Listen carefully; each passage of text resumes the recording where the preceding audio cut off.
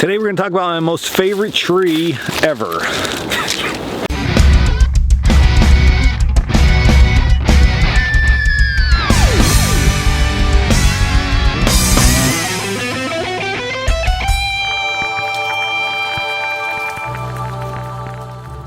What's up guys, Dan here, Coalcracker, Bushcraft. It's weird to say I have a favorite tree, but I do.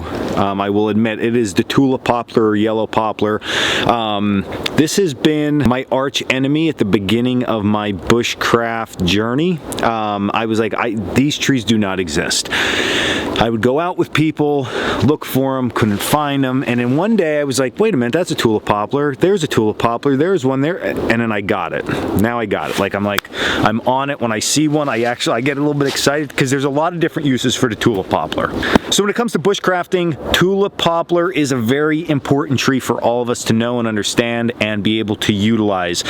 First and foremost, the bark. The bark is a tremendous resource. When it's dead and dry, it works great to make bird's nests for our flint and steel fires and our friction fires and just lighting fires in general. The dry branches that fall from the top, which we're going to talk about, are great for making shavings for fire and also for carving. And then if you get the bark at the right time when it first falls, it's great for making natural cordage. Okay, you can use that natural cordage then for, of course, binding stuff together, but what we use it all the time for here at the school property is making wicks for our candles.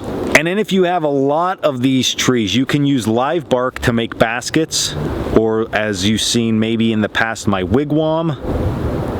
And then if you're really cool, you can also take this wood and you can make a canoe out of it. That is what Daniel Boone's canoe was made out of. So pretty cool tree overall. The uses are endless. If you have a lot of tulip poplar around, you have fire, crafting, everything all in one package. But the key is to be able to find these trees. So we're going to go over some surefire ways to find this thing, and then you'll be on your way. Alright, so the first thing is this, and I found this super helpful when I was going out to first learn where these trees were and how to find them, is I go out during the winter when there's no leaves on the trees and there's no snow on the ground and it's just cold, because you're going to be able to spot the dead branches quicker, you're going to be able to spot the hanging bark quicker, and you're going to be able to spot a couple other things that work really well. Now the first thing you want to do is you want to think about where there's very rich nutrient soil, okay? So when I generally find these in my area, I think about where it's really wet and swampy. You know, like those areas. Now I'm not saying a swamp, but those areas you walk in, you're constantly like, it's always muddy here. I go up from that, wherever that water was coming from to get that sort of muddy, I go away from that a little bit, so usually hillsides. In my case, where I'm at right now, if you go down lower a little bit towards my field, it's a little bit more wet.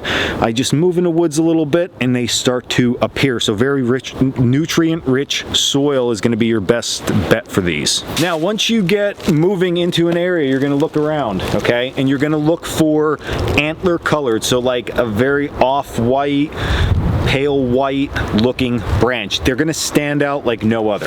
Now, I didn't honestly set this up. This is a downed branch right here, so you can see it is super out of place. It doesn't even look like it should be there. It honestly looks like somebody took all the bark off of this like primo piece of lumber, okay? Now, if you don't see anything on the ground, you can start to look up higher in the trees and you're also gonna see this. All right, so there right in the center of our screen now, you can see there's another branch just hanging out up high, and you could see that white lumbery, antlerly look to it. What you're also going to now notice is on some of the branches, the bark is starting to peel off. So you're going to notice this very stringy long bark, especially up through here on some of the branches, is starting to peel off. That is another telltale sign you're close to finding tulip poplar. Okay, it might actually be tulip poplar. All right, so the first thing you're going to notice is that those branches are super white. You might have some on the ground, there might be still some up on a tree. The second thing is you're going to notice some of that bark is starting to peel off from the cool wind and no growth right now this time of the season because they're dormant. So those two things, you're on your way. Now from there, you're going to start to look at the tree bark itself. Now next, looking at the bark, the tree will change the way it looks over time, depending if it's very young or very, very old. But as a general rule of thumb, think of a cantaloupe, the outside rind of a cantaloupe. So when it's young, we don't have those real deep cuts down into it, okay, but it still looks, think of a young cantaloupe. And then think of a mature cantaloupe, okay, when it starts to get those little bit deeper grooves and stuff in it. That is what we're looking at here, and I'll get you a close-up in a second. The older it gets, the deeper these grooves in the bark itself become. Young poplar, old poplar. Sticking with the bark itself, the next thing that you're going to notice is that the lower part of the more mature trees do not have branches, okay? What they have are these markings called chevrons. These chevrons work their way up the tree. The reason for those chevrons are because the tree itself, as it grows, drops its lower branches. That's why we just seen that one on the ground.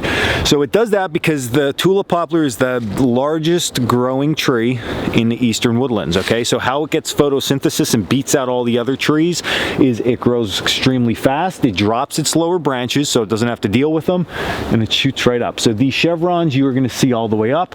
The lower branches on the tree inevitably will at some point fall off, and new ones will start up further. Now, while we're looking at the bark and the branches and everything else, it is also important to note that generally these trees grow very, very straight. So they're going to be very tall and very straight. And now, as we go up that straight, we're looking again at the branches. We're checking that the bark might be falling off of them. We're looking for the chevrons. We're looking for that cantaloupe feel and look to it. And then once you get up top to the higher branches, especially in cold weather, you're going to see their seeds. Now, the seeds are going to be a little bit hard to get on camera. I'm still going to shoot it up that way. But the seeds are somewhat of a flower type shape, and the wind actually blows them apart. They're long. I'll show you a picture of them right now.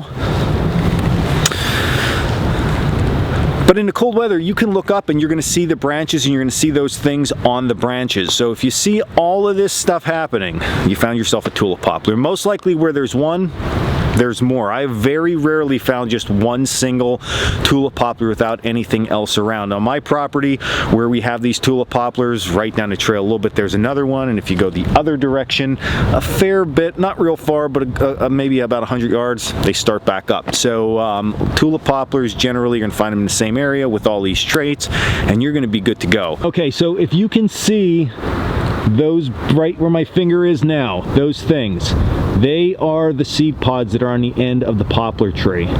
Okay, and you can see there's a whole bunch as I go back here. Look at them all up in there. Okay, so we're also looking for that as we go along. So there you go, there's a little quick tutorial on my favorite tree, the tulip poplar. I hope you enjoyed the video. If you did, please hit subscribe and like below. You can also check us out at coalcrackerbushcraft.com for all our classes and our gear and all the good stuff. And we also did start another channel, Coalcracker Gear, which goes over the gear that we make and sell at our shop. They're just quick, really easy videos. If you love gear, go check it out and subscribe to that too. All right, now time for you to get all your gear, get packed up, get out in the woods, go find some tulip poplar. And then once you get in the woods, stay in the woods.